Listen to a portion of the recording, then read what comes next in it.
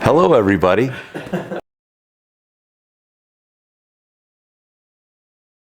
Graduated, did a little poking around in some sales and marketing, but eventually my wife and I went to Japan to give her an opportunity to see where I'd serve my mission. And that was great because it gave her a chance to see the culture, see what I'd learned to love, and learn how to speak Japanese, which is excellent. We spent about 1.5 years there, and then I came back to the States, and because of my language and because of that extra experience, I was offered a job in Chicago. And they took me out there to be a commodities broker. And I spent the next 13 years playing the markets, not stock market. Everybody gets that confused. So financial futures and options. But because of my rigorous schedule in Chicago, I was up at 4:30. I catch a 5:20 a.m. train. I was in the city all day, all evening, and I would catch a 9:30, possibly a 10:30 train home, get home about 11:30, 11:45, and just start over again. So fortunately for me, or unfortunately for me, I didn't get to see my kids very often. And so my dear wife got to raise them in their early years. But I have to say, although it was probably the toughest years of my life, it was also the most rewarding. And it makes you grow up fast and gives you some skills that you otherwise would have never gotten anywhere else. From there, my wife and I had started a publishing company prior to exiting Chicago, and we ran that remotely for about a couple of years, and then we ended up coming here to Cedar City. But eventually, print advertising dried up, so we eventually sold that company, and my wife and I, Tori, and I began to freelance market and work for companies to help them with their brands and their product launches and all those kinds of things for marketing. Recently, well, in the last 5 years, we decided to close shop on that, and I took a full-time job with Cyberjet.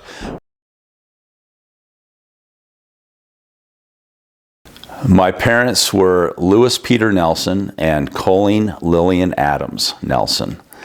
My father was from Spanish Fork. My mother was born in Santa Clara. Lived briefly in Littlefield, Nevada, and then was raised in Logandale, Nevada. So all of her family's from there. My father's family is all from Spanish Fork. And I am technically an only child of those two, but my father had a previous wife who passed early in age due to illness, and so I have a half-sister who is 16 years older than me.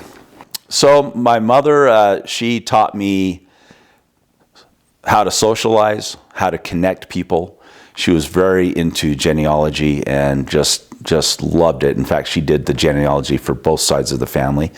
My father, he taught me loyalty and how to work hard and discipline. And he taught me how not to cry, so guys don't have emotions, at least not tender emotions. I think the first one that really impacted my life was that we had a neighbor in our ward who was a United States volleyball officiator. And so he was, needless to say, very passionate about the sport. So I was indoctrinated into volleyball at 11 years old and became what I feel, pretty good at it. Then we went to the Junior Olympics. We played in various tournaments, non-church tournaments, and we won a lot of tournaments. So that was kind of our thing, and we really enjoyed it. I eventually played collegiate ball.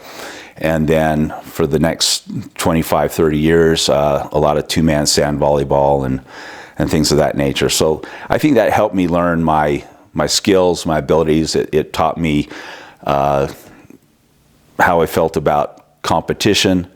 It made me a sportsman, and I've always enjoyed athletics. Probably the next definitive moment was perhaps my mission. I felt like I did really well with the language. I really enjoyed my mission in Japan.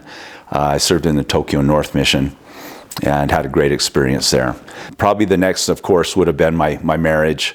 And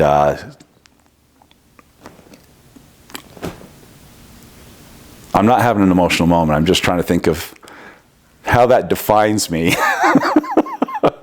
But definitely teaches you how to cohabitate and how to make decisions with someone else. And certainly that's the whole name of the game and why we're here. So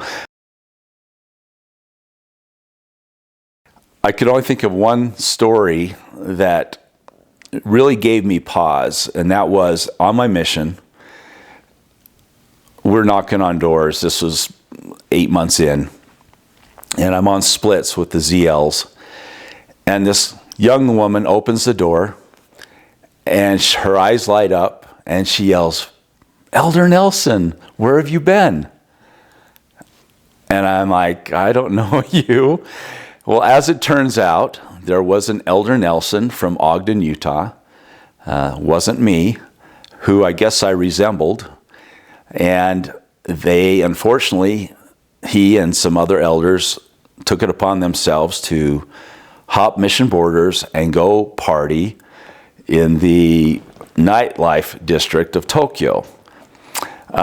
This was the first time in my life that I had ever been blindsided. I couldn't believe that all missionaries didn't follow every single rule, and I struggled with that. But I did have to sit down with my mission president and tell him my experience, and I was quite startled and sort of knocked back on that one. You learn those lessons, and so nowadays when crazy's happening, I'm not quite so surprised. We are sons and daughters of our Father in heaven, and He knows us. And thankfully, He knows my heart. Because if He just went off my actions, there'd be some questionable things. But He knows my heart, my intent, and my desires, and I'm so grateful for that, because I know He's a loving God. Just what a hardworking people they come from, a devout people. On both sides of the aisle, with my mother's family and my father's family, all joining the church early on. All of them had come from overseas. Well, I think my purpose is equal to all of you, and that is to come get a body, because we were screaming and yelling about having the chance to do it, and we chose our Father in Heaven's plan, and we're here because we earned the right to be here. But beyond that, we're here to provide bodies for other souls that need that same opportunity. Beyond that, we're here to inspire and influence others, because unfortunately, not all of us got the same opportunity that I did, where I was raised and blessed to be in an amazing family. And I'm going to have to say this because my daughter will give me a hard time, but I do not like milk. And there was a lot of PTSD in my life as to why I don't like milk. But as a child, I was forced to drink it, and I couldn't keep it down. Generally, I'll eat just about anything, but I can't give up a good ribeye steak. And on the dessert side, tiramisu is my all-time favorite.